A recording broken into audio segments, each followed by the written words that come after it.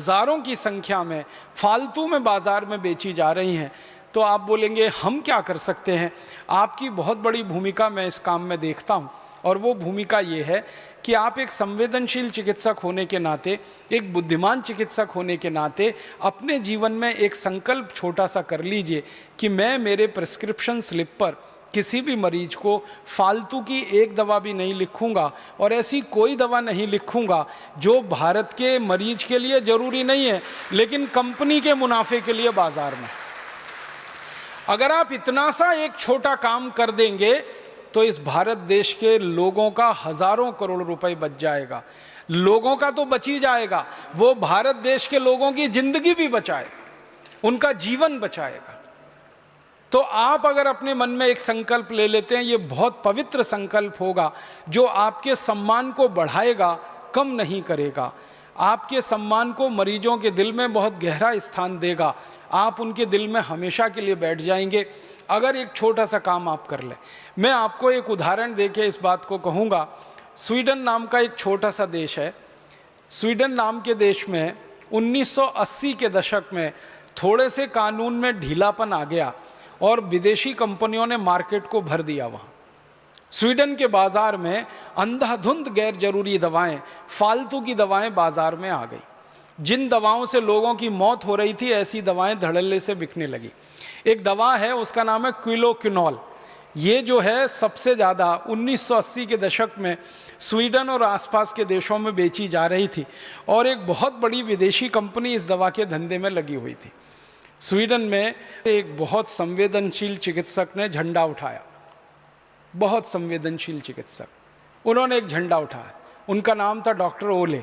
उन्होंने कहा कि हमारे देश के बाज़ार में, स्वीडन तो बहुत छोटा सा देश है, कोई बहुत बड़ा देश नहीं है, आबादी बहुत कम है, भारत के एक ज़िले से भी छोटा है, लेकिन वहाँ के एक संवेदनशील चिकित्सक जिनका नाम था डॉक्टर ओले, उन्होंने ये झंडा उठाया कि मेरे देश के लोगों को ये फालतू की दवाएँ खानी पड़ें, लीवर खराब हो उनका, किडनी खराब हो जाए, मौत के मुंह में चले जाएं, लाखों करोड़ों रुपया स्वीडन से विदेशों में हस्तांतरित हो जाए, ये तो नहीं चलने दूंगा।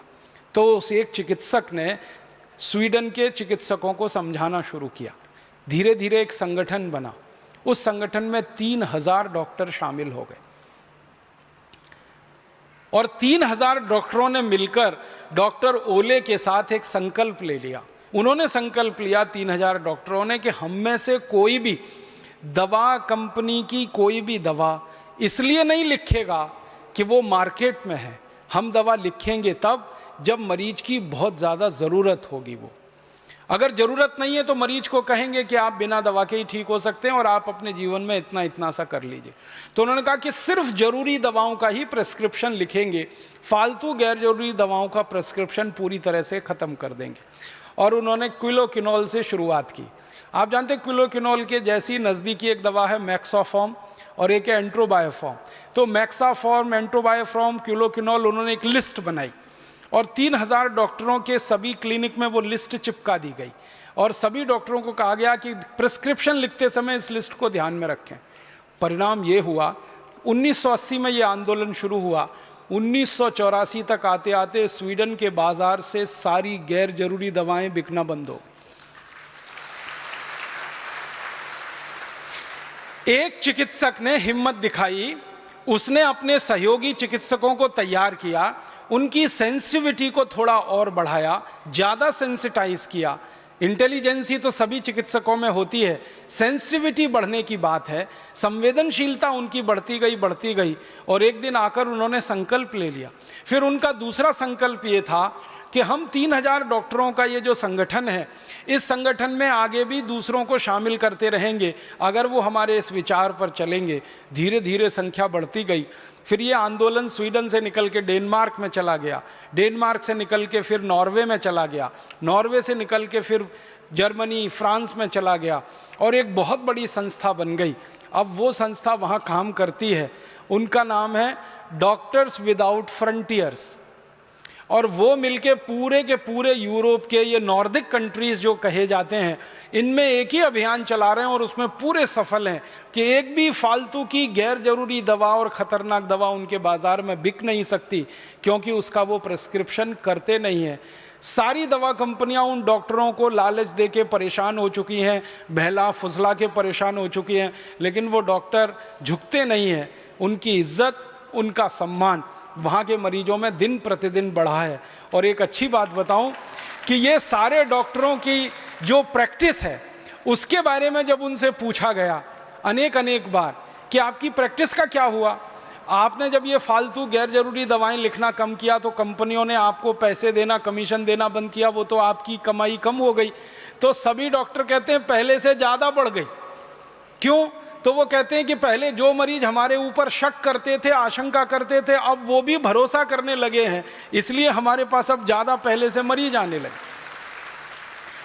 ये डॉक्टर्स लोगों के समूह में डॉक्टर ओले का अभी तो स्वर्गवास हो गया है, उनके स्वर्गवास के पहले उनका एक लंबा इंटरव्यू आया था। उस इंटरव्यू में उनसे पूछा गया था कि जब से आपने ये अभियान शुरू किया फालतू गैर जरूरी दवाओं के बहिष्कार का, आपकी अपनी निजी आमदनी के बारे में बताइए, वो कहाँ पहुँची है। तो उन्होंने कहा मेरी निजी आमदनी 3.5 गुनी बढ़ गई है, क्योंकि पहले मेरे पास जितने मरीज आते थे अब उससे कई गुने ज़्यादा मरीज आ रहे हैं, और मुझे अब दूसरे देशों में बुलाया जाने लगा है, क्योंकि मैं इस अभियान के एक नेता के रूप में स्थापित हुआ हूं।